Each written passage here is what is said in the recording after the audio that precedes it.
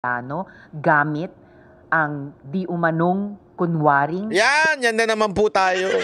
Sa mga di umano.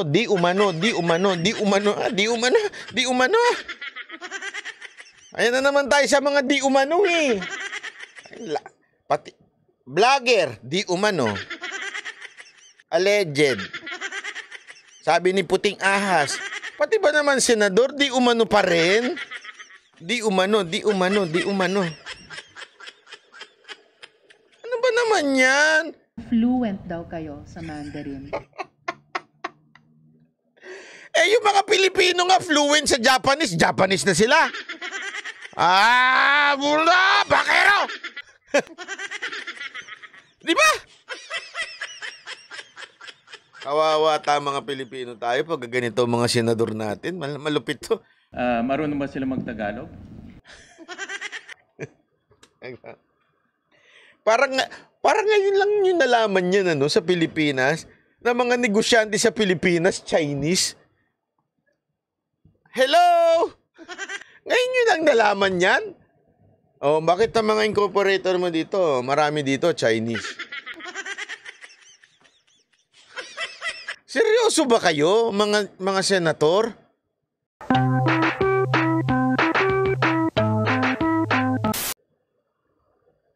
Yun, wag mong bigyan. Pero kung oo naman, nabigay mo lahat ng requirement, karapatan ng isang tao na magkaroon ng armas para protektahan ng kanyang sarili.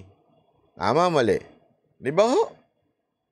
Bakit ho tayo masyadong dyan na kesyo, daming baril ni Kasi nga, pinalalabas nila, kriminal si Kibuloy. Yun ang totoo dyan. Yan ang pinalalabas nila eh. Kriminal si Kibuloy. May purpose ho yan. Sa gitna niyan, inalamahan ni Senadora Risa Ontiveros ang 6 na buwang palugit ng PNP kay Kibuloy para isurrender ang lahat ng kanyang baril. Tuloy-tuloy ang double standard kay Kibuloy. Chief PNP Marbil Alexa G, magsabi ka na lang banat by magsabi ka lang banat by sa Ray-Ban. Ay. Tingnan mo. Anarot. Pinariringgang ka, wala ka.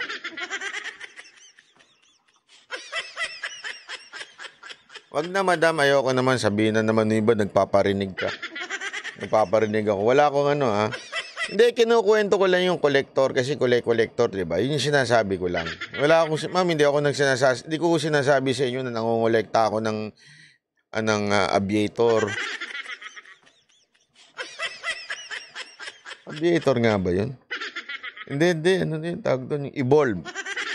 Tapos ng napakatamang desisyon nila, kanselahin ang firearms licenses ni Kibuloy. Kaya lang binigyan ng kalahating taong palugit para i-surrender yung mga firearms. Wag naman po. Siguro naman kayang-kaya sa mas madaling panahon kunin yung mga firearms. Siguruhin please ng PNP walang matirang firearms. May mga warrant of arrest si Kibuloy kaugnay ng mga kasong child and sexual abuse at qualified human trafficking.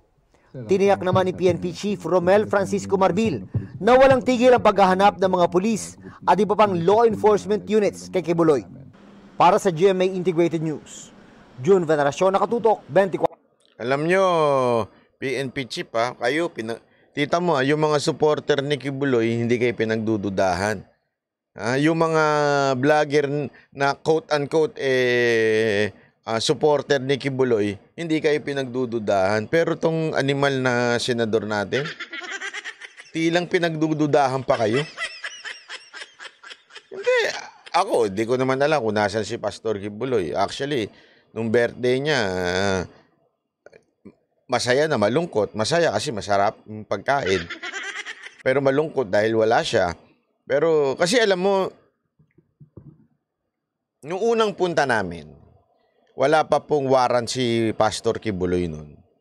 Binanggit niya na sa amin yung birthday. Sabi, sa birthday ko, dapat nandito kayo Imbitahan ko kayo sa birthday ko. Iano natin yan, ipagdiwang natin yan, kasabay ng birthday ni Pangulong Duterte. Actually, sa totoo lang excited kami. Kasi siyempre, first time. May kwento sa amin, pag birthday daw ni Pastor Kibuloy, ang saya-saya ng mga bata, ang saya-saya dun sa kingdom. Ay excited kami. Nung lumabas yung warrant, Hindi na namin siya uli nakita, hindi na namin alam kung asan siya. Ilang beses ko sinabi sa SMNI, baka naman pwedeng interviewin. Hindi, kahit daw sila, hindi nila alam. Hindi totoo. Kahit po sila, hindi nila alam kung asan si Pastor Kibuloy. So sabi ko nga, ganun po ba? Sayang naman. Hindi, pero tuloy pa rin yung ano. Tuloy yung laging ginagawa ni Pastor Kibuloy na birthday celebration sa mga bata, sa mga kababayan sa Davao. Kaya nandun po kami. Pero alam nyo, wala. Itong mga nandito sa kapulisan, hindi ho pinagdududahan ng mga alagad ni Pastor Kibuloy. Sa katunayan, they are coordinating. Sabi nga nila, kung gusto nila, magtayo na ng headquarters sa loob ng kingdom. Hindi, totoo yun. Kasi nga, sa kanila walang problema. We will coordinate. We will, Ngayon, kung ano man yung plano ng kanyang abogado in terms of sa kaso, labas na ho yan yung mga tauhan. Pero hindi ho nagdududa sa pulis. Itong si Ontiveros. Makadima, nakala mo kung sino. Di ba? Ewan ko ba? Alam mo maganda, Risa Ontiveros, ikaw na lang pumunta, ikaw na maghanap, ikaw naman atat na atat kay Kibuloy. Mahilig ka talaga sa no? Ikaw na atat makita si Kibuloy. Puntahan mo na. Nainggit ka? Nainggit ka dun sa inimbita mo sa Senado?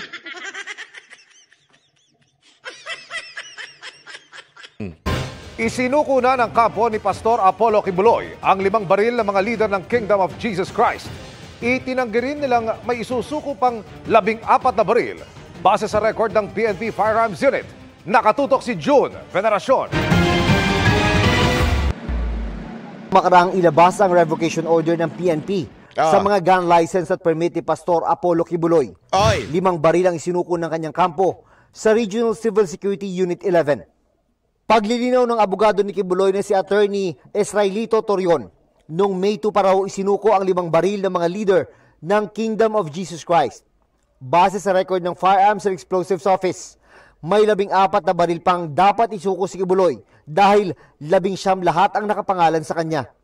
Pero sabi ng kampo ni Kibuloy, wala na silang isusuko pa. We would like to clarify that hindi talaga yan 19, no? Only 5. Why? Because others had already been transferred, sold validly, and the paperwork on these have already been duly submitted to the PNP Firearms Unit. Alam mo ito napakinggan nyo kanina yung Banateros, yung si Coach Oli tsaka si Boss Dada. Pinag-usapan ho nila to. Alam nyo, tama yung conclusion nila nasabi nga nila kaya ginagawa ito para magmukhang terorista si Kibuloy. Para sasabihin ng daming armas. Alam mo naman mga Pilipino, tanga Hindi, para pagka, ang dating yan. Bakit ganyan? Pastor yan, ang daming armas niyan. Ba't ganyan yan? Hindi nila alam, kolektor si Pastor Kibuloy. Kasi may mga ganyan talaga yung kolektor. Di ba? Tanungin nyo sa mga babaero. Kolektor din yung mga animal na yan Nangongolekta ng babae. Hindi sapat ang isa. Kailangan madami. Tawag doon mga kolektor. Tanong niyo si Coach Oli. Biro lang. Binibero ko lang kayo. Huwag ka maniwala sa sinasabi ko, ha? Hindi ko to kolektor. Tapos, at the same time, siguro matagal na rin, nagsawa. Parang ako. Parang ako, ha? Pasandali. Linawin natin. Parang ako. Di ba, noong una, ang dami-dami nating motor. Yung gusto natin, lahat may motor tayo. Meron tayong Harley, meron tayong sports bike. Iba kasi yan may kategorya yan May cruiser, yung tinatawag, Harley yun, cruiser. May sports bike, yung Ducati.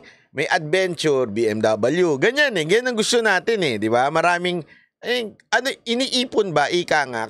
Kanya-kanya, bawat isa sa atin may ugaling kolektor. Hindi ako nagbibiro Iba-iba lang tayo ng kinokolekta. Yung iba, kinokolekta bag.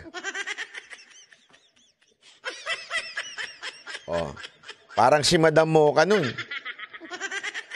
Tatanga ako, sabi ko, daming binili tong Louis Vuitton na to. Hindi pa po siya official nito ha. Nung official siya, binenta niya na lahat. Nung nasa Mocha Girls pa siya, artista pa siya, ang daming Louis Vuitton ni Mocha. Sabi ko, ano ba, sama-sama mo bang bibit-bitin yan? Magkakapareho naman ng itsura. Hindi, ganun talaga eh. Meron tayong kolektor na, meron tayong mga koleksyon sa buhay natin, kanya-kanya. Tapos eventually, binenta. Ako ngayon, ang koleksyon ko na lang, Ray-Ban. Ray-Ban. Hindi, totoo nga. Ang kinokolekta ko ngayon, yung mga Ray-Ban kasi ginagamit ko. Tulad nung sa motor, binenta ko na lahat. Isa na lang motor ko. Di ba? Ngayon, Ray-Ban na lang.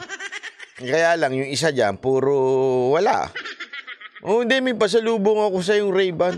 Kapal na muka. In-announce pa. Hindi ba ang tindi nun? In-announce pa sa live ko. Nandamay pa ng iba. Hindi, binigay ko na kay Yorme. Ganun-ganun pa. May ganun-ganun pa. Sombrero, yan. Collector din ako. Hindi, actually, yung sombrero ko, hindi napapansin pa ulit-ulit. Hindi ako namamolekta ng sombrero. Anyway, ang punto natin dito, si Pastor Kibuloy, collector siya ng baril, di ba? Kinokolekta niya. Tapos siguro, eventually, sabi nga ng kanyang abogado, ibinenta niya na yung the rest. Ang natira na lang 5. Hindi na lang po. At sinuko na ho yung 5. Bakit pa ulit-ulit pa dinidikdik na 19, ang baril niya 19? Hindi ho ba kayo nag-check sa? Kasi, ang daling pasinungalingan ng sinasabi ni Atty. Torion. Punta lang kayo sa FEO ng PNP, yung Firearms Explosive Office. Makikita nyo doon, no? Niloloko mo kami, sinungaling ka. Bakit 19 ito? Di ba? Pwede naman ganun eh. Bakit nyo kailangan sabihin 19? Hindi nyo alam? Hindi kayo nag-check? Na yung iba isinoli na? Actually, sa totoo nga eh. Ganda nung tanong kanina dyan kay attorney. Tinanong siya kanina eh. Sabi niya, ano ba sa tingin mo? Meron bang basehan ng pagkolekta ng... Ako sa tingin ko, hindi ho pribilehiyo eh. To own a gun is not a privilege. You know why? Because in our Constitution, we have the right to protect ourselves. Ang punto lang dito, yung bang proseso o yung requirement ng ating batas, atin po ba itong finulfill? Kung hindi, na may koneksyon umano sa isang ni-raid na pogo sa lalawigan. Lumalabas sa investigasyon na walang record of birth sa Ospital Siguo at wala ring mga dokumentong nag-aral siya. Nakatutok si Mav Gonzalez. She lied. There were several questions where she lied. Yung pinaka-stark and shocking example ay yung dininay niya na may connection siya sa Hongsheng. Nandun na nga sa mga dokumento ng municipal government na siya ngayon ang pinuno. Kung nagsinungaling siya sa isang napaka-obvious na bagay, wow! Kaduda-duda para sa chairperson ng Senate Committee on Women and Children ang pagkatao ni Bamban Mayor Alice Guo. Sa pagdinig kahapon, lumabas na walang hospital record of birth si Guo at ang kanyang certificate of live birth nirehistro noong 17 taong gulang na siya. Base sa birth certificate niya, Pilipino ang tatay niya. Pero sa mga negosyo, declared ang tatay bilang Chinese. Ang alam ko po sa tatay ko po ay half Chinese, half Filipino po. Bakit po na-delay yung pag-register ng birth nyo? Your Honor, i-check ko po. Tapos, balik.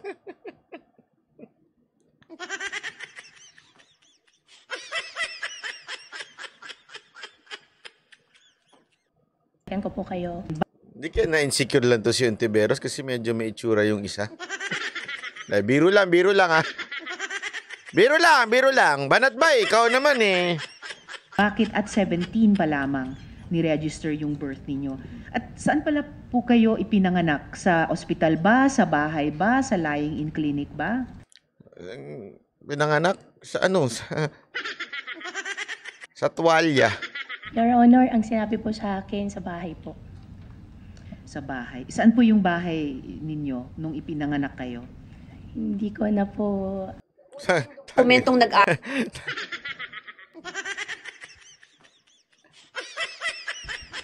Sino dito ang alam kung saan kayo pinanganak?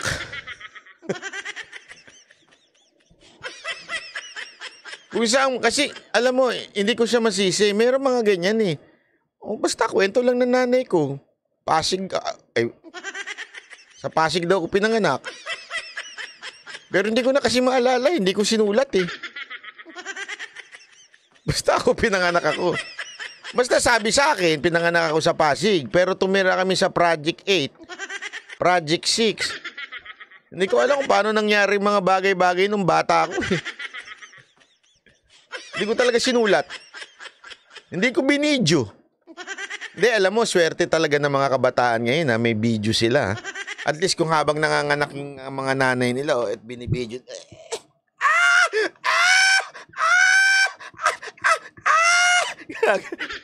Lumalabas yung ulo, pinibidyo pa rin, no?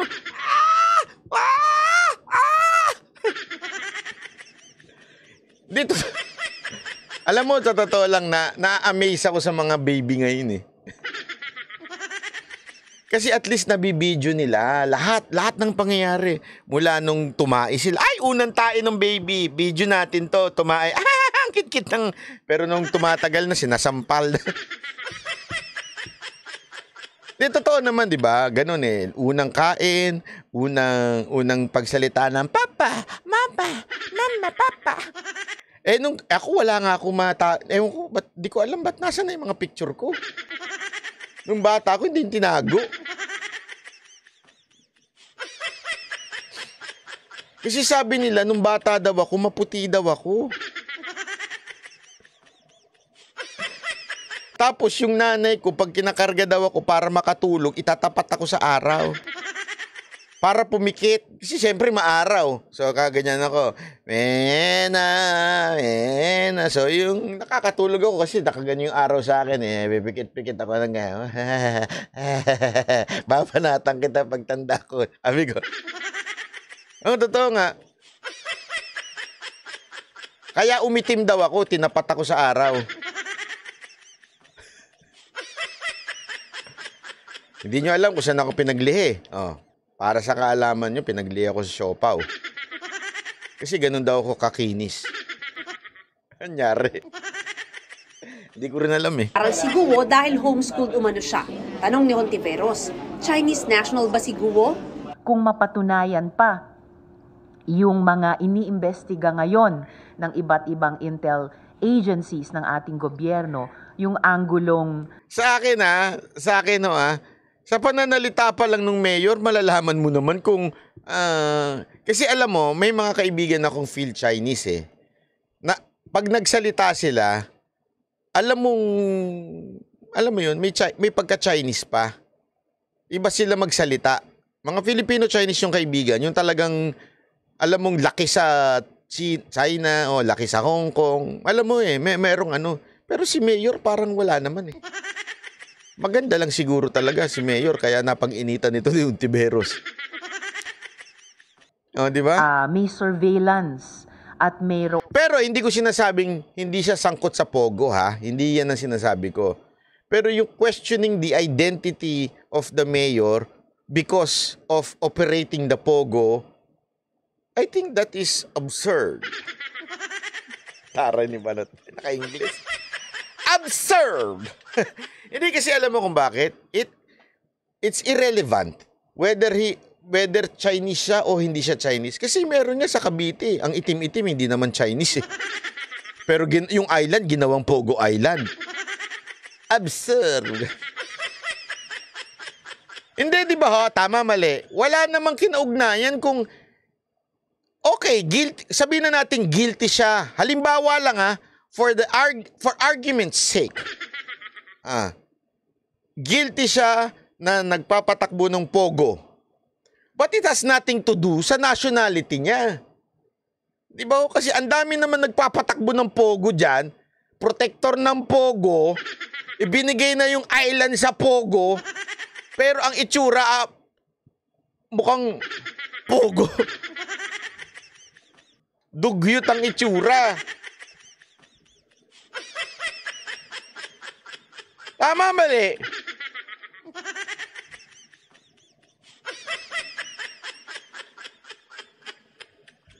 Racist yun pag ganun, correct? Para sabihin mo kagad na porket wala, labo ng argumento talaga nito ni Ontiveros eh. Ang hacking activities dyan sa Pogo Hub sa Bamban, maitatanong, yan ba ay isang matagal nang ipinlano at inilatag na plano gamit ang di umanong kunwaring? Yan na naman po tayo. Sa mga di umano. Ayan na naman tayo sa mga di umano eh. Pati, vlogger, di umano. Alleged. Sabi ni Puting Ahas, pati ba naman senador, di umano pa rin? Di umano. Ano ba naman yan? From vlogger to senator, mga chismosa ba? Ano ba talaga na bang Pilipinas ngayon? Bansa na mga chismosa na?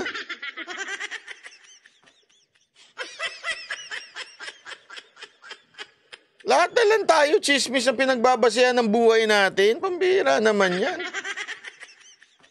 Buti talaga, tinanggihan ko yung kontrata ko sa, sa Star Magic eh. Kung hindi, machichismis ako kila Kim Chiu. Tsaka kay Ann Curtis.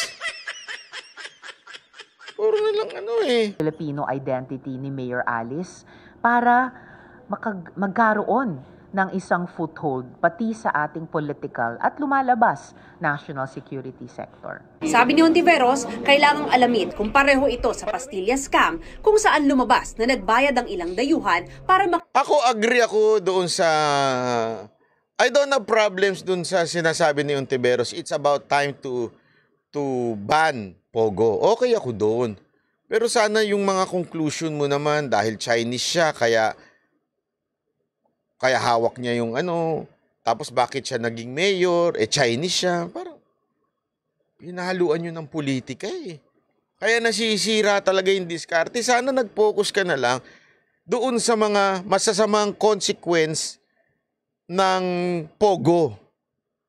Sana doon nila yung concentration mo, yung epekto ng Pogo sa mga mamamayang Pilipino, 'di ba? Yung mga kriminalidad na nangyayari because of Pogo, yun na lang eh. Haluan mo pa ng politika, idadamay mo pa si Mayor. Nung nagsalita si Mayor, biglang, si Mayor. Mayor! Halika! Magkape nga tayo, Mayor, na malaman natin kung talagang inchik ka. Alam mo paano malalaman ang inchik pag Mayor? Itong Mayor, kung malalaman mo na inchik siya pag nagkape. Alam niyo kung paano? Hindi niyo alam. Totoo. Malalaman mo yan. Kasi hindi mo malalaman yan sa pagkain eh. Kasi pero pagka nagkakape, malalaman mo na yan. Bakit? Chopstick ang ginagamit pang halo.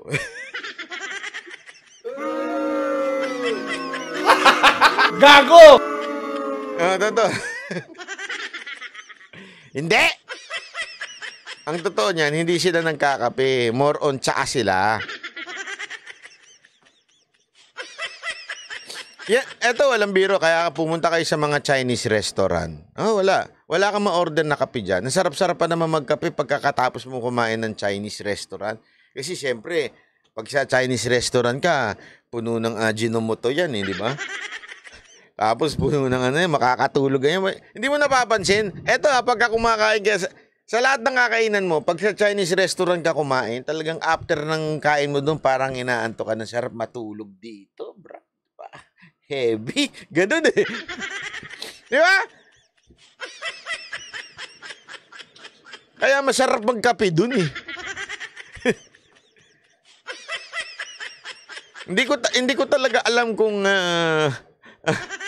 anong merong ingredient doon. Ewan ko, sabi nila betchin daw. Pero kahit naman yung iba, nagbe-betchin din. Nakakatulog. Kaya malalaman mo yan pag sinabi nila, pag in-offer mo ng kape, ang sagot nila, hindi, tsaa. Tsa. Kakuha ng mga Filipino document. Hinihingi na ng komite ang Statement of Assets and Liabilities at Statement of Contributions and Expenditures ni Guo para malaman kung saan galing ang kanyang 2022 campaign funds. Tinulungan din po ako ng mga kaibigan, tinulungan din po ako ng previous administration din po. Yun! Ang target, si Duterte. Tinulungan ako ng previous administration. Ididiin niya ni Ontiveros ngayon. Iko-connect na naman yan. Porket maganda. Naku, Duterte to. Tapos Chinese to, Duterte to. Matagal na po ba kayong may kaya? Mula sa panahon ng... Tangina pati yung pakikialaman mo. Senator! Matagal na kayo may pera kayo? Ha? Matagal na kayo mayaman? Mga tanungan ni Senator eh. Ninyo? Parang, tama ka, Diego Latigo, parang immigration magtanong eh. Si ate tuloy, hindi niya alam kung ano sasagot niya eh. Or self-made po kayo, ma'am? May konting kaya po yung magulang po at nagsikap din po ako, Your Honor. Siyempre si ate, parang, ang yabang ko naman kung sabihin kung may kaya ko. Kasi yung tama, yung tanong pang maritis eh, no? May kaya ka? May pera na ba yung pamilya mo? Hindi naman nag-a-apply sa'yo yung manugang eh. Ano ba akala mo nag-a-apply na manugang yan sa'yo? Hindi naman kita kaano-ano ang Ontiveros ah. Mayaman ka? Ayon kay Guo, may mga nakilala rin siyang Chinese national dahil sa negosyong babuyan at hindi dahil sa pogo. Meron po sila mga restaurants po sa loob na po ng Clark. Binibentahan ko po sila na, supposedly binibentahan ko po sila ng karne po, baboy po. Karne? Doon po kami Oh, naging- kita mo naman, sa salita pala malalaman mo nang hindi siya in check. Karne. Pag ganyan magsalita, baka more on American yan. Ang karne. Di ba? Ganyan ba kayo magsalita? Karne. Ulitin natin si ate ha. Hindi siya mukhang in check eh. Mukha siya sosyal. Karne. At hindi dahil sa pogo. Meron po sila mga restaurants po sa May mga restaurants po sila. loob na po ng Clark. Binibentahan ko po sila na, supposedly binibentahan ko po sila ng karne po, baboy Karne. po. Doon po kami nag-umpisa na magkakilala po. And then, Magkakilala. Nung kami magkakilala, nangingiwenda ko sila ng karne.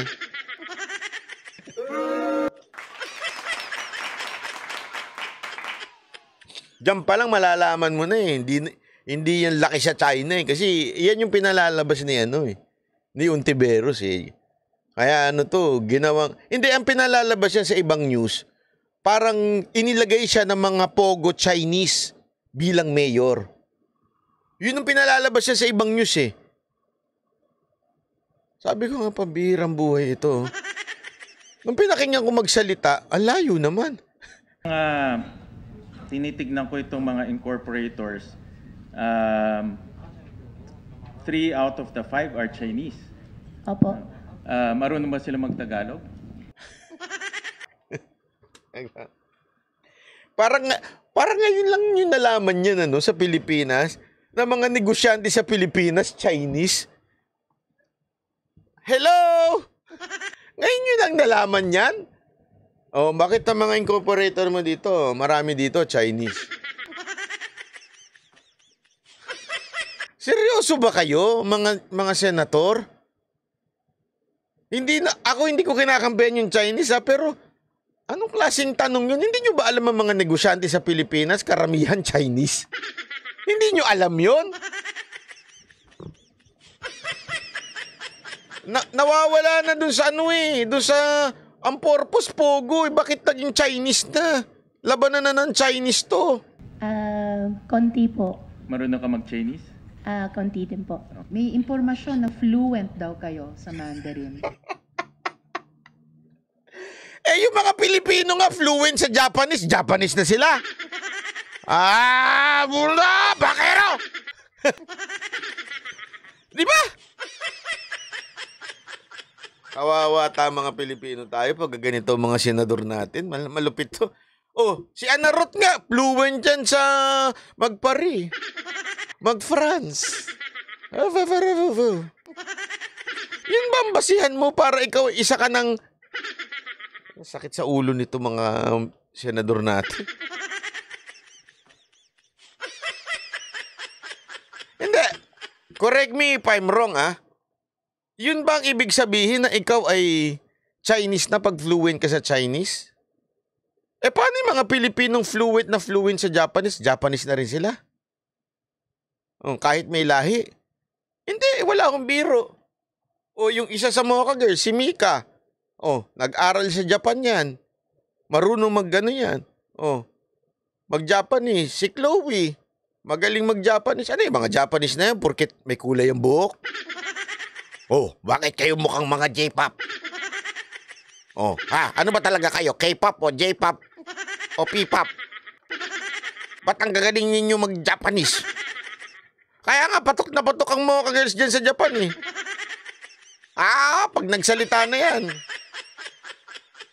Fluent ako sa English. Ibig bang sabihin, you're American or Canadian? Well, as far as I can conclude, we are the same thing. Hi?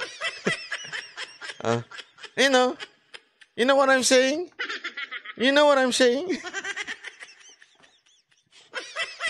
May pinapanood ako sa Netflix ngayon yung sa bilangguan documentary na instead na ikukulong sila, palalayain sila, sama-sama sila.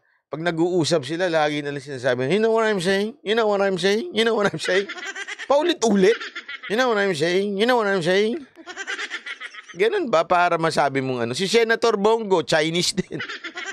Bakit naging senador? Fluent din yan sa Chinese. Sabi nito isa, fluent kami sa Arabic. Hindi lang konting marunong. Tama po ba? Marunong po ako sa Mandarin po, Your Sabi niya, marunong po ako. Alam mo, kung ako, senador talaga, babatin ako. Tatanong ko, fluent ka ba sa English? Pag sinabi niya, Amerikano ka. Tingin siguro ni Untibero sa akin. Basag trip tong animal na to. Kasi yung niya yung tingin niya, suma-side view. Fluent ka ng Mandarin. Magaling ka mag-Mandarin. Siguro, Saan po kayo natuto? Natuto ko po sa tatay ko po. Sa tatay nyo? Opo, at saka sa mga nakakausap po, at saka self-study na rin po.